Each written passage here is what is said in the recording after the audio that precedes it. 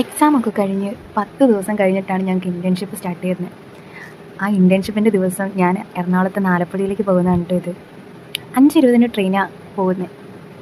ഈ മഴയൊക്കെ ആയതുകൊണ്ട് അത്ര ഉറപ്പൊന്നും ഉണ്ടായിരുന്നില്ല ട്രെയിൻ കറക്റ്റ് സമയത്ത് വരുമെന്ന്. പക്ഷേ 2 ദിവസമായിട്ട് മഴ കുറവായതുകൊണ്ട് ട്രെയിൻ കൃത്യസമയത്ത് തന്നെ എത്തി. മഴയില്ലാത്തതുകൊണ്ടാണെന്ന് തോന്നുന്നു. എന്ത് രസമാണ് പുറത്തേക്ക് കാണാൻ. അല്ലെങ്കിലും മഴയുള്ളപ്പോഴാണെങ്കിലും നമ്മുടെ പ്രകൃതി കാണാൻ നല്ല ഭംഗിയല്ലേ. ആ ചെറിയ കാറ്റും അതൊക്കെ ഭയങ്കര രസമാണ്. സത്യം പറഞ്ഞാൽ എനിക്ക് ആദ്യമൊക്കെ ട്രെയിനിൽ പോകാൻ ഭയങ്കര പേടിയായിരുന്നു. എങ്ങനെയാണ് ടിക്കറ്റ് എടുക്കാമെന്നോ എങ്ങനെയാണ് പോകേണ്ടതെന്നൊന്നും അറിയില്ല, എങ്ങനെ ട്രെയിൻ കണ്ടുപിടിക്കാമെന്നൊന്നും അറിയില്ല.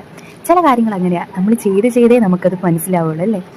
പിന്നെ നമ്മൾ അതിനകത്ത് ഭയങ്കര പ്രോ ആയിരിക്കും. അങ്ങനെയാണ് ഇപ്പം ഞാൻ ട്രെയിനിൻ്റെ കാര്യത്തിൽ. പണ്ടൊക്കെ ഏത് ട്രെയിനാണ് എങ്ങനെയാണ് എന്താണെന്നൊന്നും അറിയത്തില്ലായിരുന്നു.